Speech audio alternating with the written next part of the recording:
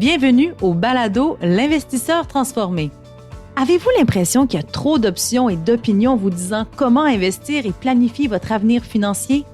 Grâce à son approche simple et directe, l'animateur Ruben Antoine de la firme Toulette Matthews et Associés vous guide à travers la complexité de l'industrie financière.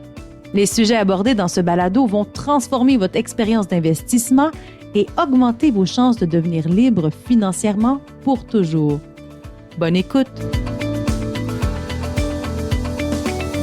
Bienvenue sur le podcast de l'Investisseur transformé. Mon nom est Ruben Antoine et aujourd'hui, nous terminons la série d'épisodes qui sert à bien vous outiller pour trouver le meilleur conseil financier pour vous et votre famille. Les 2 premiers épisodes de la série sont sortis à la mi-octobre et au début novembre où on a traité la valeur du conseil financier. Le 3e épisode de la série qu'on a lancé le 15 novembre dernier, on a clarifié les différents types de conseillers et les divers champs d'expertise afin de vous aider à choisir le meilleur conseiller selon vos besoins. Aujourd'hui, nous allons finir la série en discutant des 10 questions à poser à des conseillers potentiels afin de pouvoir choisir celui ou celle qui vous convient. Pourquoi c'est important de poser les bonnes questions lorsque vous voulez sélectionner votre futur conseiller? À travers les 3 derniers épisodes, ce qu'on comprend, c'est que oui, il y a une valeur ajoutée de se faire accompagner par un conseiller, mais on comprend aussi que tous les conseillers ne sont pas créés égaux en expertise et en secteur d'activité. Donc, poser les bonnes questions va vous permettre de trouver le conseiller avec lequel il y a une bonne compatibilité au niveau de la personne, mais aussi au niveau de son approche client, de ses services financiers et de sa philosophie d'investissement. De plus, on va le dire en toute transparence, dans l'industrie financière, il y a ceux qui agissent en tant que vrais conseillers financiers pour leurs clients et d'autres qui sont un peu plus des vendeurs déguisés en conseillers. Donc, poser les bonnes questions aide aussi à comprendre si l'approche du conseiller est plus transactionnelle que relationnelle. Donc, pour passer à travers la liste de questions, je suis accompagné aujourd'hui de ma collègue Chloé Mengué, qui fait sa première participation au podcast. Bienvenue sur le podcast, Chloé. Merci, Ruben. Je suis vraiment contente d'être ici. Chloé, les auditeurs et les auditrices ne te connaissent pas encore. Donc, commençons par, si tu veux bien nous parler un peu de toi. Oui, absolument. Donc, je travaille chez TMA depuis 1 an et je suis adjointe en placement. Je suis aussi étudiante à l'école de gestion John Molson dans le programme Finance et je suis dans ma dernière année, donc je finis en mai de cette année et éventuellement, j'aimerais être gestionnaire de portefeuille. Écoute, Chloé, toute l'équipe, on a une grande admiration pour toi parce que tu travailles 3 jours semaine et tu étudies à temps plein, ce qui est vraiment, ça montre beaucoup ton éthique de travail. Mais laisse-moi te demander pourquoi tu vises une carrière à long terme en gestion de portefeuille et en conseil financier? Oui, donc j'ai toujours aimé travailler avec les chiffres et les mathématiques. Donc, c'est pour ça que j'ai décidé d'étudier en finance. Et pour l'aspect de conseil, j'aime vraiment le côté relationnel avec les clients. Bon, c'est parfait. Je pense que tu vises la bonne carrière. Mais justement, Chloé, tu disais que ça fait 1 an que tu travailles pour notre firme et tu es déjà très impliquée dans le service client, l'analyse des investissements. Je sais que tu m'assistes beaucoup dans tout ce qui est préparation de projections financières et tu as déjà rencontré et assisté en fait à beaucoup de rencontres clients. Donc, tu commences quand même à bâtir une bonne compréhension de l'importance d'avoir une compatibilité entre les besoins d'un client et le conseiller qu'il choisisse. Donc, pour préparer cet épisode, je t'ai demandé d'utiliser ton expérience jusqu'à maintenant et quelques recherches pour nous faire une liste des questions qui, selon toi, toute personne devrait poser à leur conseiller potentiel avant d'entamer une relation professionnelle. Oui, donc j'ai vraiment aimé travailler à lister les questions pour les auditeurs. Puis je pense que ce podcast va vraiment les aider étant donné que choisir le bon conseiller, c'est vraiment pas une décision à prendre à la légère. Puis malheureusement, ouais, trop souvent, Ruben, des gens qui passent plus de temps à faire des recherches puis poser des questions sur quelle marque d'auto acheter, quel hôtel de vacances choisir, puis dans quel resto ils vont manger. Mais ils ne prennent pas le temps de s'informer pour bien choisir le ou la conseillère qui vont confier leur épargne durement accumulée. Oui, je suis d'accord. Et une autre erreur qu'on voit des fois, c'est lorsque les gens choisissent un conseiller, par exemple, parce qu'ils l'aiment bien, parce qu'ils passent du bon temps avec. Tu entends des gens dire « Ah, il est bien drôle, il nous fait rire » ou « C'est un bon golfeur, par exemple. » Tu sais, c'est sûr que je pense que c'est important d'avoir une bonne affinité personnelle avec son ou sa conseillère, mais avant tout, la priorité, c'est d'engager un conseiller parce qu'il est compétent, parce qu'il est intègre et parce qu'il fournit les services dont on a besoin. Donc, assez parlé. Chloé, sur ta liste, c'est quoi la première question que les gens doivent poser avant de choisir un conseiller? Donc, la première question à poser à un conseiller potentiel, c'est quelle étude avez-vous fait et quelles sont vos qualifications et certifications professionnelles? Oui, je vous renvoie justement les auditeurs et auditrices là-dessus d'aller écouter l'épisode précédent où nous avons expliqué que les conseillers n'ont pas tous les mêmes certifications et qualifications. Donc, c'est important de le savoir. Mais premièrement, on va parler du fait que le conseil financier au Canada et au Québec, c'est une activité réglementée. Donc, il faut vérifier si le conseiller a la bonne licence, le bon permis qui détermine s'il a l'autorisation de vous conseiller et sur quel champ d'activité il peut intervenir.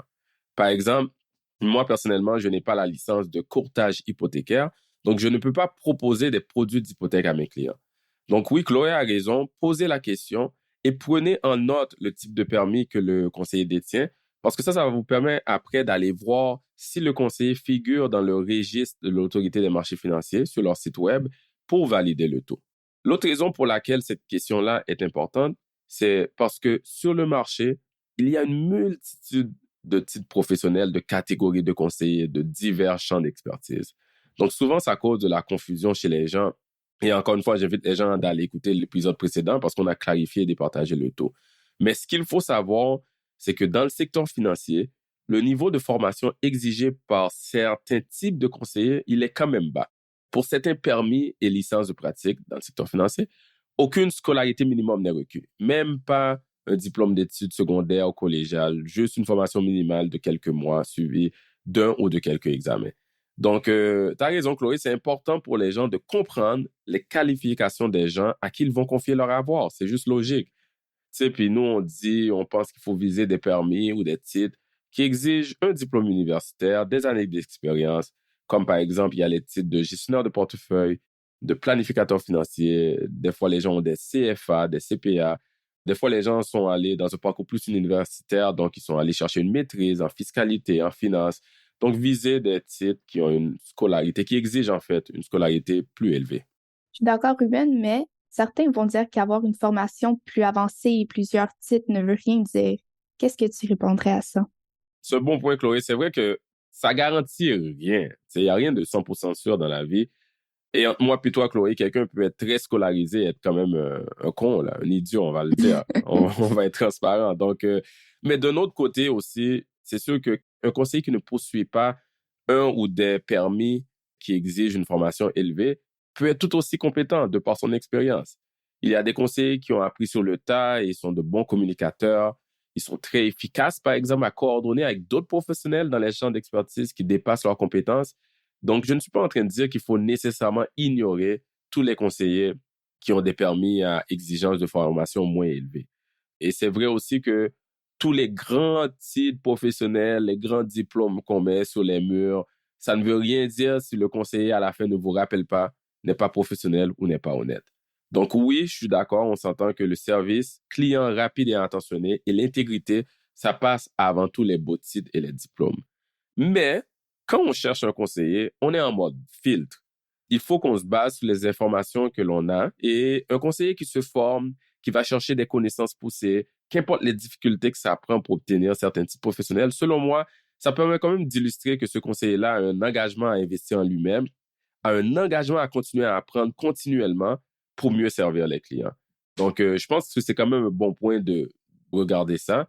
Je pense quand même d'un autre côté qu'il faut faire attention parce que même si je dis que viser des conseillers portant des titres et des exigences de formation plus élevées, c'est bien, il faut aussi faire attention de ne pas juste se fier aux titres. Parce que, par exemple, Chloé, il y a plusieurs banques et compagnies d'assurance qui encouragent leurs employés à faire le titre de planificateur financier, par exemple, mais ils veulent qu'ils le fassent pour l'utiliser comme un gage de crédibilité pour fin de marketing. Parce que même quand ces gens-là ont le titre de planificateur financier, souvent ces conseillers-là vont quand même possiblement être juste des vendeurs qui veulent vendre des produits bancaires et d'assurance de leur employeur. Donc, dans cette situation-là, on va voir plusieurs fois, là, ils vont pas nécessairement offrir un service complet, holistique de planification financière. Ils vont pas nécessairement passer des heures avec le client à préparer des projections de retraite ou une planification successorale approfondie. Tu sais, des fois, ils font une petite projection de retraite rapide juste pour après vendre des fonds. Donc, oui, le titre de planificateur financier est un très bon titre professionnel, par exemple, mais pour revenir au point, il faut aussi regarder pour quelle institution le conseiller travaille, quelle est son approche de service, comment il est rémunéré et lui poser toutes les autres questions qu'on va couvrir aujourd'hui avec toi, Chloé. Tout à fait, Ruben. Donc, on va passer à la deuxième question qui est, avez-vous ou votre firme fait l'objet d'une enquête ou d'une sanction auprès d'un organisme de réglementation? Ah, c'est une très bonne question, ça, Chloé, parce que comme j'ai dit tout à l'heure, on est en mode field. Donc, ces questions-là permettent tout de suite de décider si on veut continuer la conversation ou non avec le ou la conseillère. Et par rapport à faire l'objet d'une enquête ou d'une sanction, avant même de faire des recherches approfondies, je suggère aux gens de commencer par une simple recherche Google. Juste en tapant le nom du conseiller ou de la conseillère sur Google ou de sa firme, ça peut révéler beaucoup de choses. Et puis, il faut prendre le temps de descendre un peu plus bas dans les résultats parce que des fois, les 2, 3 premiers résultats ne révèlent pas grand-chose. Mais oui, ça, c'est déjà un bon début. Mais il est aussi important d'aller un peu plus loin et de vérifier si le ou la conseillère ont des antécédents disciplinaires.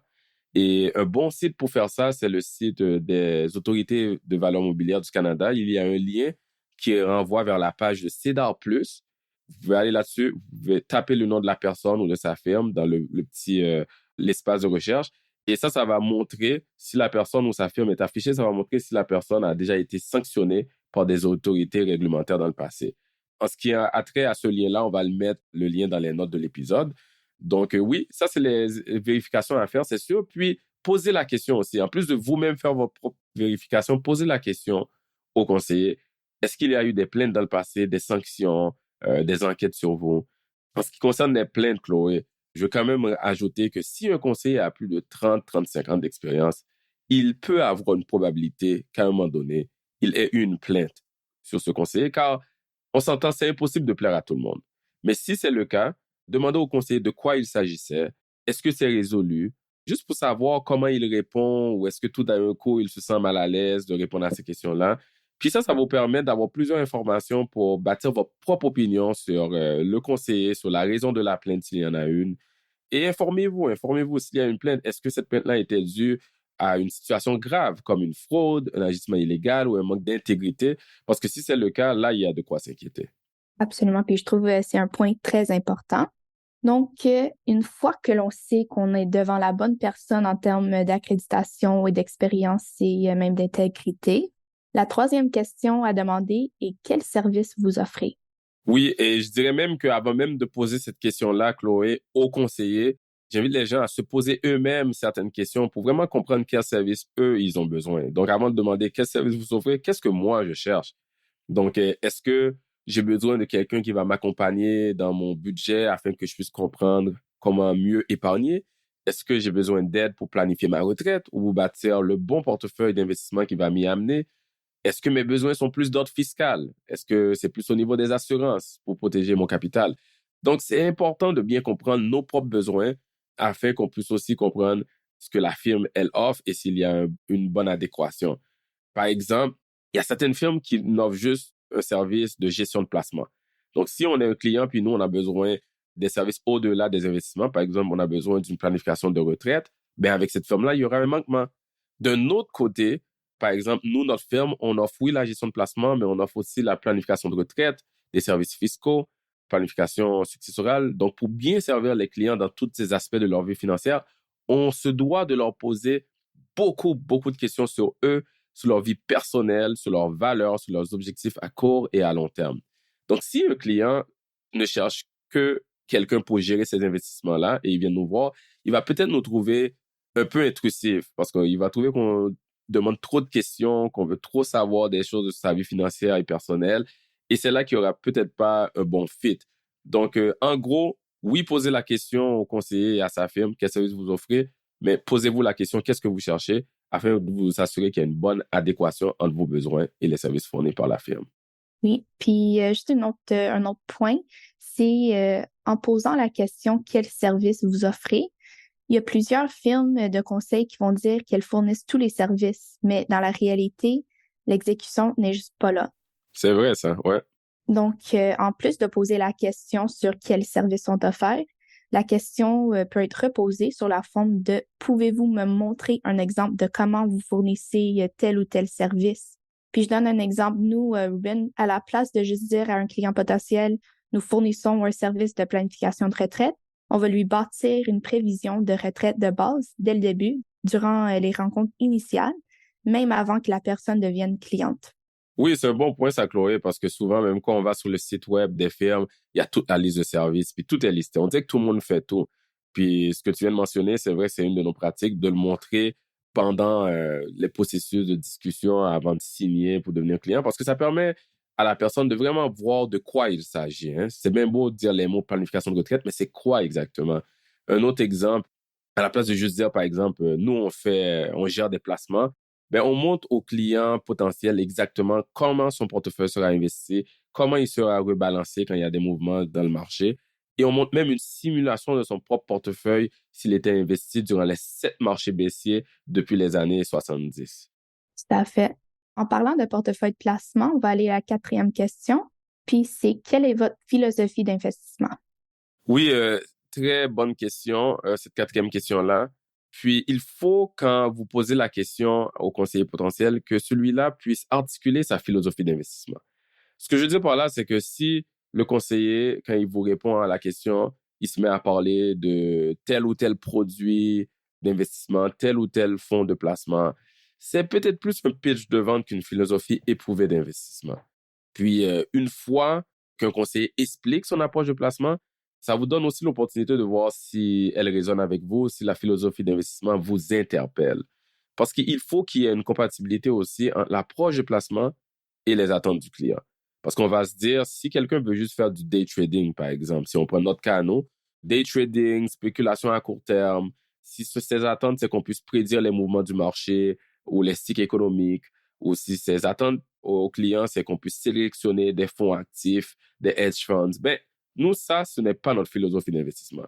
Nous, notre approche de placement, elle est basée sur plusieurs études et preuves probantes sur quelle stratégie qui marche vraiment à long terme pour les clients. Et on l'applique pour tous nos clients. Ben, c'est important pour le client de s'informer sur l'approche de placement pour voir s'il y a un bon fit, encore une fois. OK, là, Ruben, mettons qu'on comprend les services fournis, on comprend la philosophie d'investissement. La 5e question à demander est quels sont les coûts totaux pour avoir les services? Puis je parle pas juste des frais du conseiller, parce qu'il y a aussi des frais dans les fonds de placement utilisés, des frais d'administration ou de garde d'actifs, puis aussi il peut y avoir des frais de transaction. Donc, le client doit comprendre le coût total d'engager le conseiller financier. Très bon point, Chloé. Puis tout le concept des frais et des coûts, ça, c'est quelque chose dans l'industrie. Il y a eu beaucoup d'améliorations, mais c'était pas toujours clair et transparent pour les clients. Combien ça me coûte vraiment de faire affaire avec ce conseiller-là? Et des fois, l'information, elle est là, mais elle est enfouie dans la paperasse signée ou dans des notes en bas de page ou un petit caractère. Donc, 100% d'accord avec toi, c'est mieux de poser la question. Et si le frais du conseiller lui-même est 1% du portefeuille, mais il utilise des fonds de placement qui ont eux-mêmes en fait des frais de 1,5%, mais le coût total pour le client, c'est 2,5%. Il faut additionner tous les coûts d'engager le conseiller. Et à chaque coût aussi, il y a une partie, il faut aussi, le client se fait charger parce qu'on est au Québec, la TPS TVQ. Donc, le coût total du client, ça inclut aussi les taxes qu'il paye. Donc, c'est important de le savoir en avance. Et idéalement, c'est mieux de faire affaire avec un conseiller qui utilise des véhicules de placement à très bas frais parce que c'est bénéfique pour le client. Absolument. Mais parlons du frais du conseiller seulement. Donc, la 6e question, ça serait comment vous, le conseiller, êtes-vous rémunéré? Chloé, trop de personnes ne posent pas cette question parce que selon elles, c'est une question qui peut être un peu délicate ou peut-être qui peut créer un malaise. Oui. C'est quasiment comme si je te demande, Chloé, combien tu gagnes par année, tu sais. Mais il faut se le dire, c'est une question d'une importance capitale. On ne demande pas aux gens de demander le salaire du conseiller, mais c'est quoi la structure de rémunération? Et pourquoi c'est important? C'est parce que malheureusement, il y a encore beaucoup de possibilités de conflits d'intérêts dans l'industrie qui viennent de la façon dont les gens sont rémunérés. Je vais juste revenir un peu à la base. Dans le secteur financier, un conseiller peut être rémunéré de différentes manières, mais les 3 générales types de structures de rémunération, soit ils sont rémunérés à salaire et boni, soit ils sont rémunérés en deuxième à commission, ou le 3e type de rémunération, c'est à honoraire. Donc, on va juste expliquer un peu c'est quoi les différences. Le premier type à salaire, c'est que certains conseillers, ils travaillent pour une grande institution financière ou une banque, une compagnie d'assurance, par exemple, et ils sont salariés et ils reçoivent aussi souvent des bonus et des primes de vente. Donc, s'ils proposent uniquement les produits de leur employeur et ils ont des objectifs à atteindre de vente, ils ont un bonus à la fin de l'année. Et c'est là que le conflit d'intérêts peut être présent parce qu'on s'entend, ces conseillers-là ne sont pas incités à proposer d'autres produits qui existent ailleurs sur le marché, même si ces autres produits-là sont peut-être supérieurs ou à des frais moins élevés que ceux de leur employeur. Oui, puis un petit exemple ici, c'est comme si on va dans un Apple Store puis on demande des conseils sur le meilleur téléphone entre l'iPhone puis un Samsung. Qu'est-ce que tu penses que le commis à la vente va répondre? Ben, exactement, Chloé, je suis complètement d'accord avec toi. Ça serait vraiment étonnant d'être dans un Apple Store puis s'il tient à son travail, là, que le commis de vente clame haut et fort que Samsung, c'est un meilleur téléphone.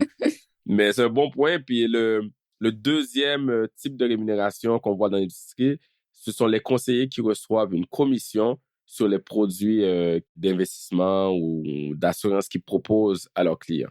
Et ici aussi, il peut avoir possibilité de conflit d'intérêts, car on s'entend, un conseiller va avoir tendance possiblement à plus vouloir vendre des produits que fournir du conseil pour augmenter les commissions. Il peut aussi avoir tendance à proposer vendre les produits de placement ou d'assurance qui lui donnent une plus grande commission, même s'il est moins adapté aux clients. Donc, c'est là que ces deux types de rémunération-là, je dis, il faut faire attention. Mais pour revenir à la commission, là, je veux juste qu'on fasse attention, il faut le dire.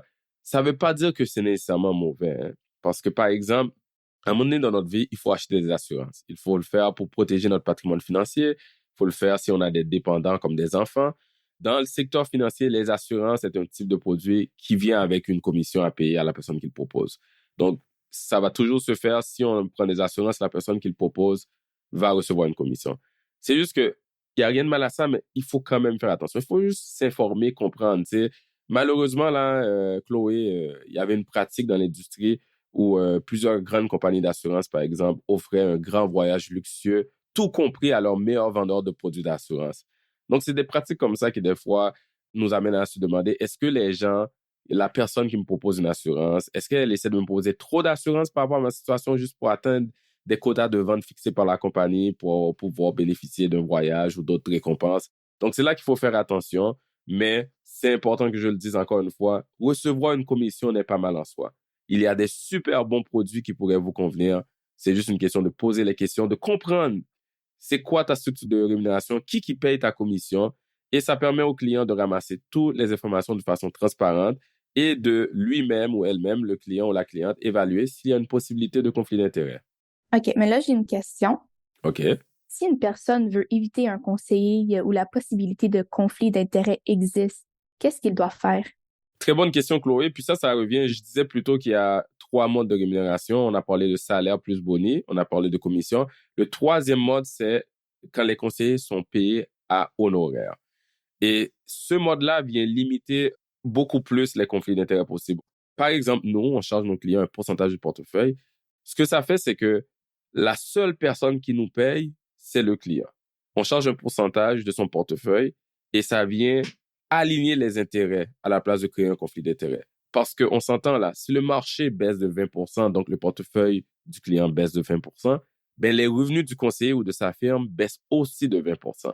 Donc, ça veut dire que le conseiller, maintenant, il a un intérêt à ce que les placements performent à long terme et que le portefeuille du client grossisse à long terme, ce qui va bénéficier le client, mais ça bénéficie aussi la firme et c'est là que les intérêts deviennent alignés. L'autre modèle de rémunération honoraire qui limite les conflits d'intérêts, c'est les honoraires sur base horaire.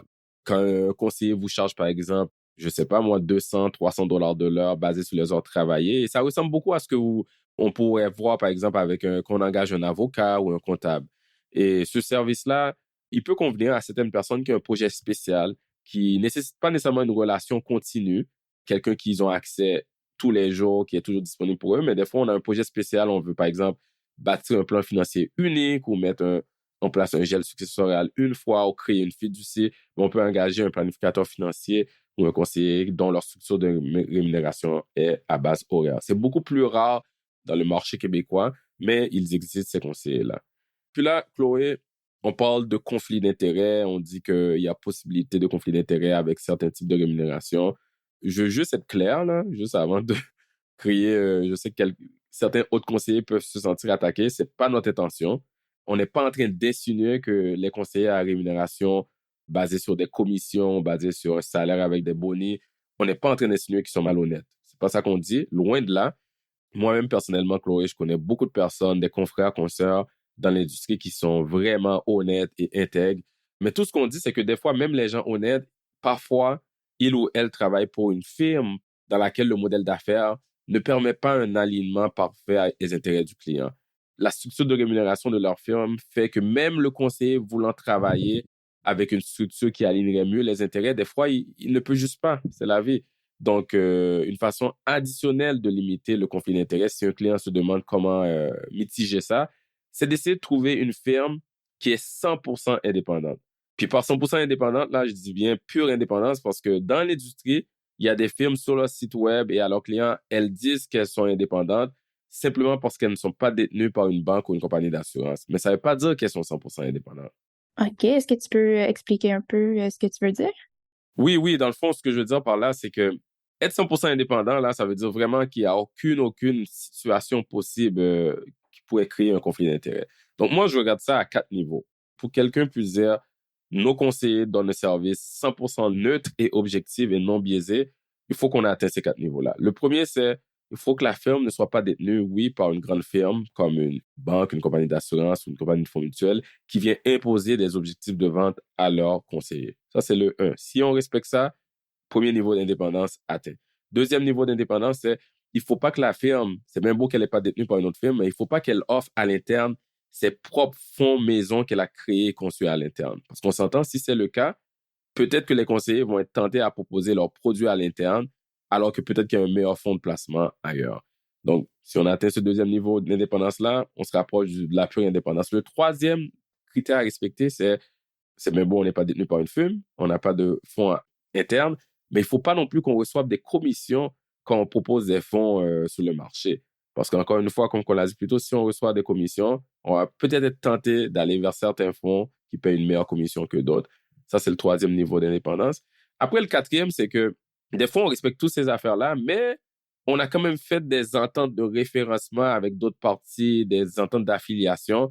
Puis ça va faire que des fois, oui, on ne reçoit pas de commission, mais on reçoit une autre petit frais d'entente avec une autre partie. Donc, on va peut-être diriger les clients, par exemple, si on le réfère à un courtier hypothécaire ou un courtier d'assurance, puis lui, il nous paye un petit 2000 sur le côté, ben là, c'est pas complètement indépendant. Là. Est-ce qu'on l'a référé au bon professionnel, etc. Donc, c'est ça les 4 niveaux d'indépendance pour moi. Une firme qui respecte tout ça, on peut dire qu'elle a vraiment une pure indépendance parce qu'elle est rémunérée seulement et uniquement par le client. Alors, le client peut rester en paix que tout conseil est le moins biaisé possible.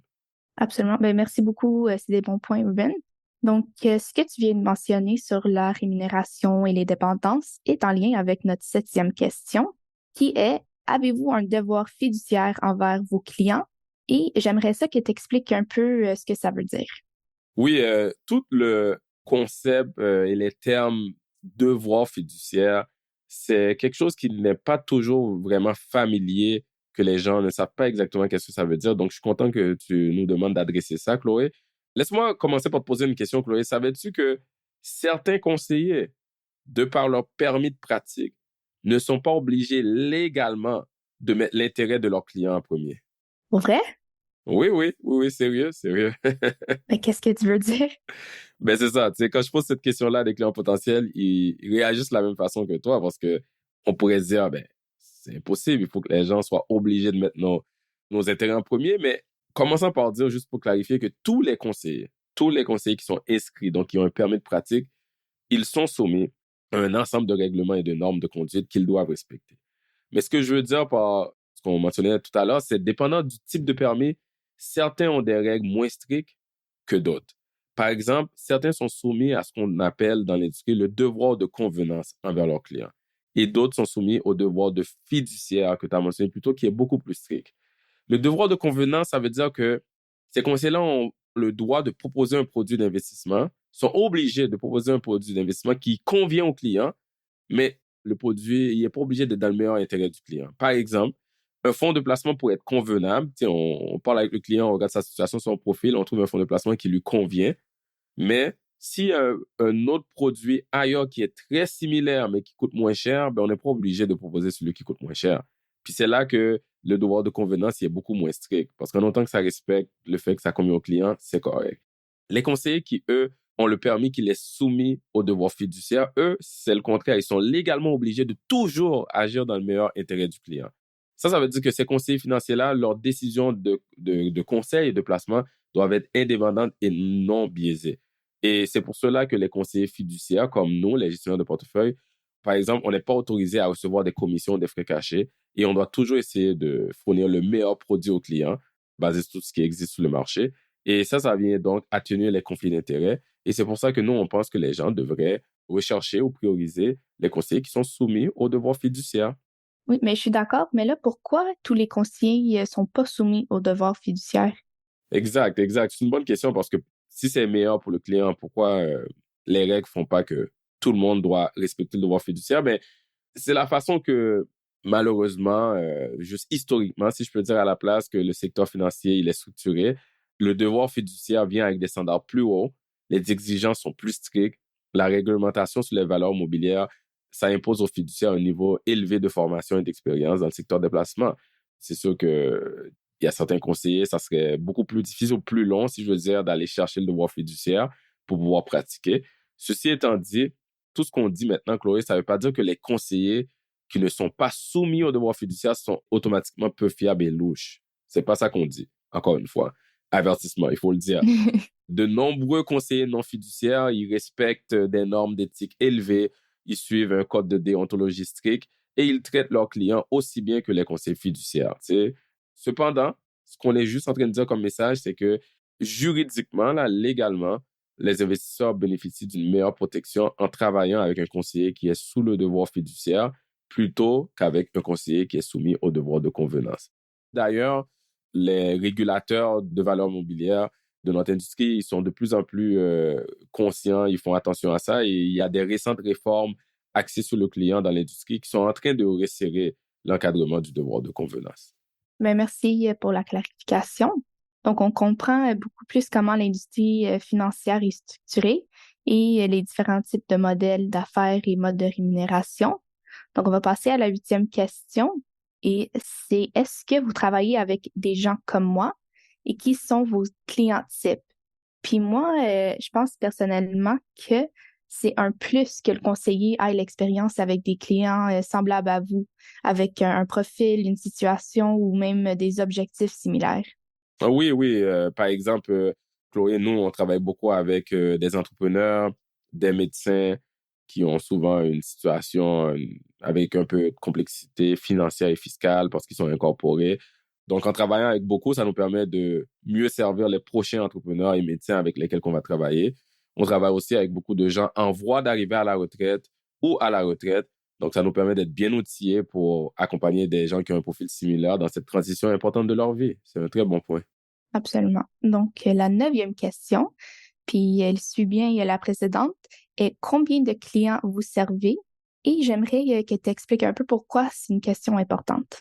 Pourquoi c'est important cette question-là? C'est parce que ça va donner une indication au client qui explore un conseiller sur la rapidité de réponse et si le niveau de service va être élevé.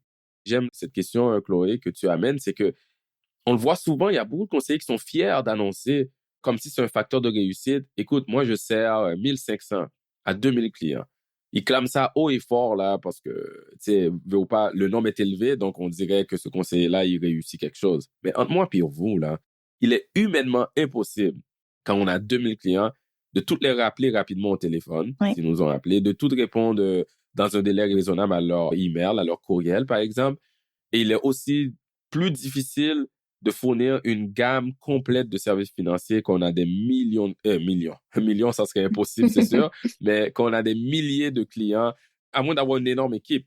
Donc, c'est ça, je dis tout le temps aux gens, c'est mathématique. Hein? Si un conseiller a des milliers de clients, il y a un nombre d'heures limité dans une journée, on s'entend là, certains clients vont se faire négliger. Donc, moi, ça m'étonne, là, juste une petite anecdote, Chloé, qui arrive quand même souvent. Des fois, on rencontre des nouveaux clients. On est en train de faire la conversation et je leur demande, combien de fois par année vous parlez avec votre conseiller précédent ou votre conseiller actuel? Et moi, ça m'étonne tout le temps que j'entends des gens dire, ça fait depuis 3 ans qu'on lui a pas parlé, des fois même 5 ans. Non. Des fois, jamais, on a signé puis on n'a plus de nouvelles. Ou le classique, des fois, les gens disent, on lui parle une fois par année, c'est quand il nous appelle en février pour faire la cotisation REER. Puis après, silence radio. C'est comme... Ouais. Donc, on s'entend que ça, c'est soit le conseiller est pas professionnel, ce qui est déjà, il faut considérer changer, mais des fois, c'est un conseiller qui a une bonne intention, qui est professionnel, mais qui a pris trop de clients et donc ne peut pas fournir un bon niveau de service étendu et attentionné à tous ses clients. C'est simple. Oui, 100%. Puis, vu que tu fais mention d'avoir une équipe pour mieux servir les clients, on va passer à la 10e et dernière question. Avez-vous une équipe? Et si oui, quel est votre plan de relève? Oui, Chloé, cette question-là est pertinente parce que toujours bien de comprendre c'est quoi l'équipe, c'est qui les gens, c'est qui les visages en arrière des services. Mais ce qu'on voit des fois, c'est que des fois, il y a quelqu'un qui devient un client d'un conseiller parce qu'il y a un lien personnel ou une référence. Puis ce client-là va se dire, oh, moi, je suis un client juste à cause de monsieur ou de madame, c'est à cause de toi, puis je veux travailler avec toi. Et des fois, les gens pensent une bonne chose de juste avoir le même et l'unique conseiller avec qui ils travaillent. Mais il faut se demander qu'est-ce qui arrive si ce conseiller-là est dans l'incapacité de vous servir dû à une maladie ou un décès. Qu'est-ce qui arrive si, par exemple, ce conseiller-là est en vacances prolongées, ça donne qu'il n'a pas accès à son téléphone et qu'en ce moment, vous avez besoin d'une réponse rapide à une question financière urgente.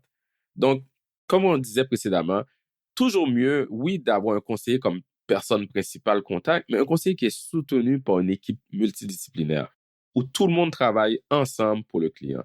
Comme ça, s'il y a un problème, un imprévu, une indisponibilité du conseiller, ben, il y a d'autres personnes qui peuvent répondre aux clients, qui peuvent remplacer le conseiller. Puis ça, c'est ce que j'appellerais un plan de relève à court terme. Il faut aussi se demander, par exemple, est-ce que ce conseiller-là a un plan de relève à long terme?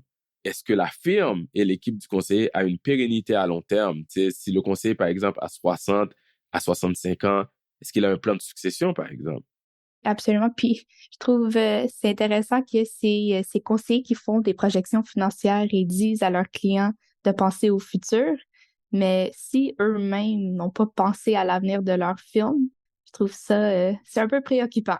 Ouais, c'est un bon point. C'est ce qu'on appelle un cordonnier mal chaussé, là. Tu sais, tu dis au client de penser au futur, mais tu le fais pas toi-même. Ouais. C'est un bon point, Chloé, parce que, tu sais, quand tu regardes les données de l'industrie, la moyenne d'âge des conseillers est dans la 50aine. Donc, idéalement, c'est très bien d'avoir quelqu'un d'expérience, ça c'est le plus, mais idéalement, il faut voir s'il y a une équipe multigénérationnelle. Car vous voulez une équipe, une fois que vous avez trouvé la bonne équipe et le bon conseiller, vous voulez quelqu'un et une équipe qui pourra vous accompagner, vous et votre famille, durant des décennies. Une firme qui a fait un engagement d'avoir une diversité de générations dans l'équipe, c'est une firme qui s'assure que les familles desservies, parents, enfants, petits-enfants, seront entre bonnes mains. Absolument. Ben, Ruben, merci beaucoup pour toutes ces perspectives et explications. Puis on a fait le tour. Déjà? Oui. OK, c'est vraiment 10 bonnes questions, Chloé. Merci beaucoup pour ton travail à accumuler toutes ces bonnes questions-là. Je suis sûr que ça va aider beaucoup de personnes. Avant qu'on se quitte, ça serait quoi ton mot de la fin? Mon mot de la fin pour les auditeurs et auditrices, c'est faites vos recherches, posez les bonnes questions. Si vous avez travaillé fort pour votre argent, alors vous voulez trouver la bonne personne à qui le confier pour qu'il en prenne bien soin et le fasse fructifier pour vous et pour votre famille aussi. Donc, toutes les questions discutées aujourd'hui seront dans les notes de l'épisode, donc vous pourrez les copier pour les apporter avec vous à votre prochaine rencontre avec un conseiller. Bien dit, Chloé. Et là-dessus, j'ajouterais que cet épisode-là, oui, ça s'applique à tous ceux qui cherchent un conseiller pour la première fois ou ceux qui en ont déjà un, mais qui veulent changer de conseiller. Mais ça s'applique aussi à ceux qui ne comptent pas changer de conseiller parce que notre conseiller actuel, on peut aussi lui poser les mêmes questions. Puis ce que ça va faire, c'est que ça va vous permettre de mieux comprendre son approche client, son modèle d'affaires, sa structure de rémunération. Vous allez sûrement apprendre quelque chose de nouveau que vous ne saviez pas et puis ça vous permettre d'évaluer si ça vous convient encore. Donc, merci encore, Chloé. Chers auditeurs, auditrices, à vous aussi, je vous dis un grand merci pour votre écoute et à la prochaine. Vous venez d'écouter L'Investisseur transformé, animé par Ruben Antoine. Veuillez visiter le site web tma-invest.com pour vous abonner au balado, demander une copie gratuite du livre L'investisseur transformé et pour en savoir plus sur la façon dont notre firme aide les investisseurs à atteindre leurs objectifs financiers. Merci. Les investissements et stratégies financières doivent être évalués en fonction de vos objectifs personnels. Les auditeurs doivent alors effectuer leurs propres recherches et consulter un conseiller dans le domaine avant de prendre des décisions sur leur placement et finances personnelles avec les informations fournies dans ce balado.